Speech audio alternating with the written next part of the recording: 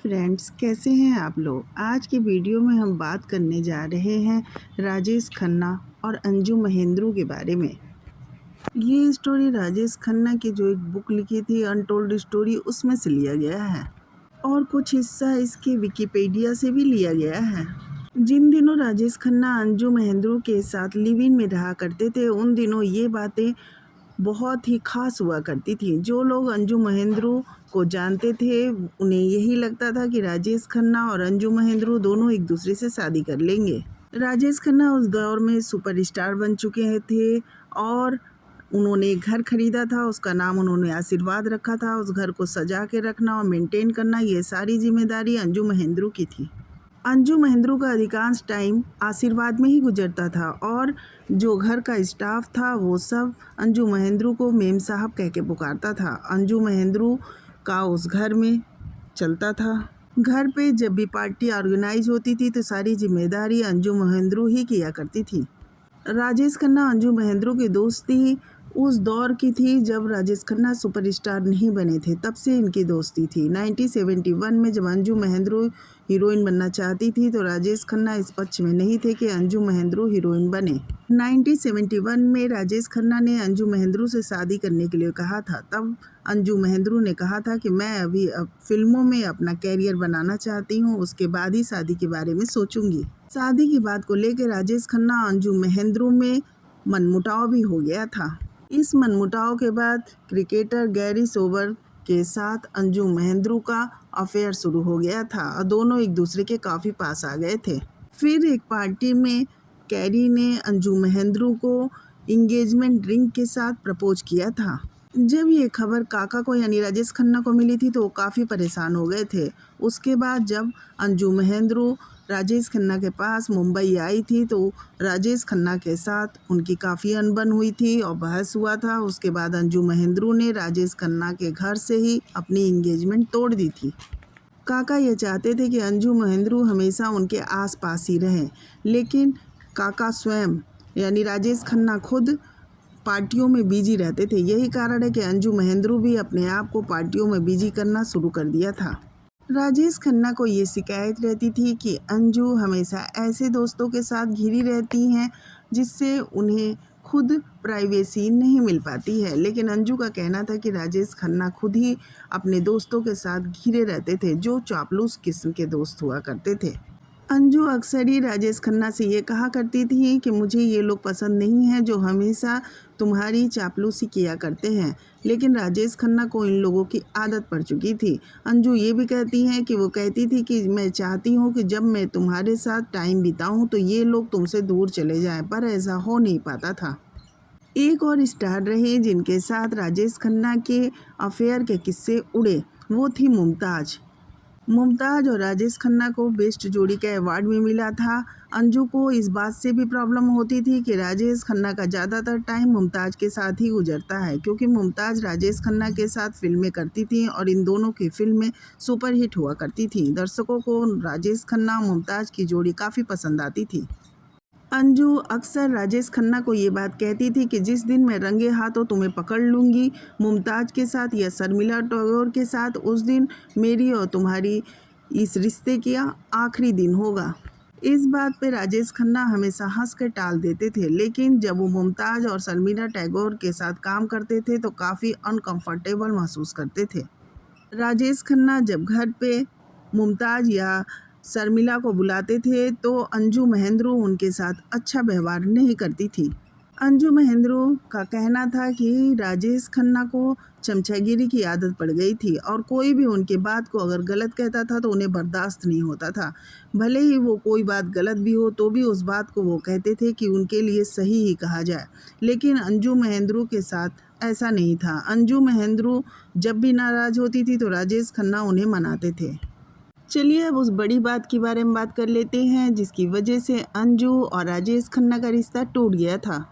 राजेश खन्ना जब घर पे नहीं होते थे तो प्रशांत राय राजेश खन्ना का सारा फ़ोन अटेंड करते थे। लेखक यासिर उस्मान को उन्होंने सारी बात बताई। रिश्ते टूटने की वजह उन्होंने बताई कि राजेश खन्ना ने डिम्पल के साथ एक सीक्रेट पार्टी रखी थी जिसकी खबर अंजू महेंद्रू को पड़ गई थी। अंजू तुरंत ही राजेश खन्ना के घर आई और प्रशांत से राजेश खन्ना के बारे में पूछने लगी। प्रशांत ने कहा मुझे नहीं पता कि वो कहाँ हैं। फिर अंजू वहाँ से चली गई। फिर थोड़ी देर बाद उनका कॉल आया कि कार तैयार रखना।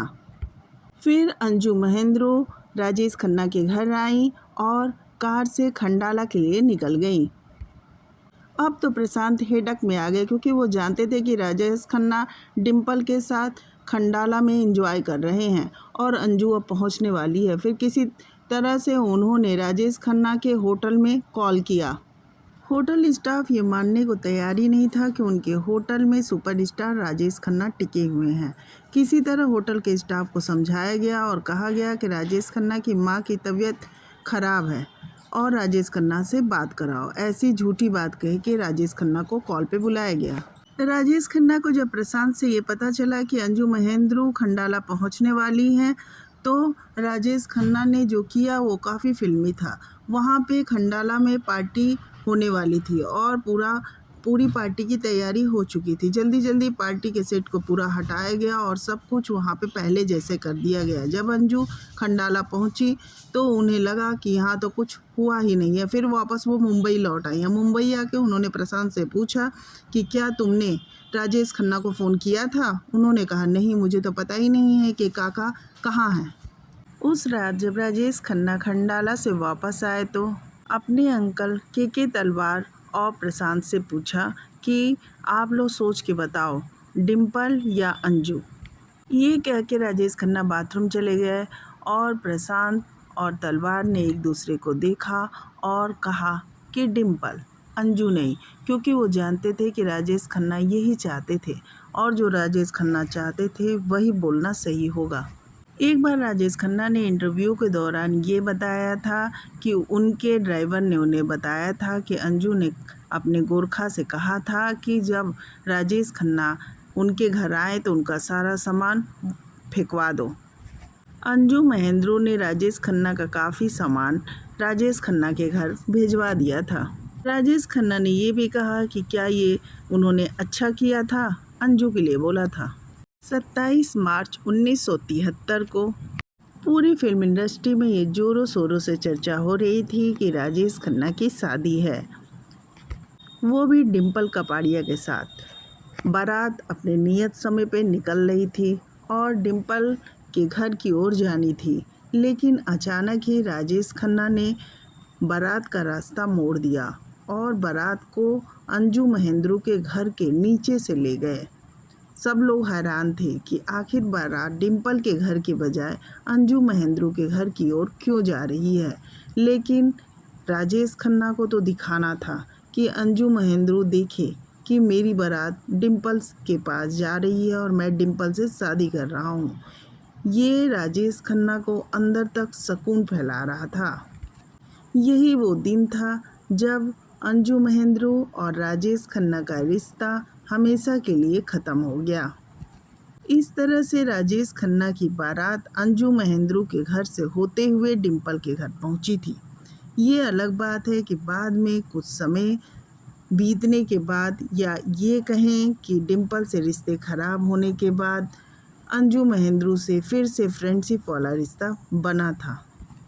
बाद में राजेश खन्ना की तबीयत बिगड़ी थी और अंजू महेंद्रू उनके पास नज़र आई थी, क्योंकि लास्ट टाइम पे राजेश खन्ना अपने मरने के पहले काफ़ी अकेले हो गए थे। परिवार भी उनके साथ नहीं था। हाँ, मरने के टाइम पे ये ज़रूर हुआ था कि मरने के कुछ समय पहले उनका परिवार यानी डिम्पल, उनकी दोनों बेटियां ट्विंकल और रिंकी खन्ना और उनके दामाद अक्षय कुमार उनके साथ आ गए थे। लास्ट टाइम राजेश खन्ना का बहुत ही कठिन भरा रहा। वो बीमारियों के दौर से गुजर रहे थे, साथ ही साथ उन्हें अकेलापन भी खा रहा था। ये वो समय था कि जो राजेश खन्ना के लिए काफ़ी कठिन रहा इस मौके के लिए भी, कि क्योंकि राजेश खन्ना चमचों से घिरे रहते थे। लेकिन बाद में ऐसा हुआ कि जो उनकी हाँ में हाँ मिलाते रहते थे और ये राजेश खन्ना को पसंद था, वो सारे लोग राजेश खन्ना के पास से चले गए थे। फिल्म इंडस्ट्री का ये रूल है कि यहाँ केवल उगते सूर्य को ही सलाम किया जाता है।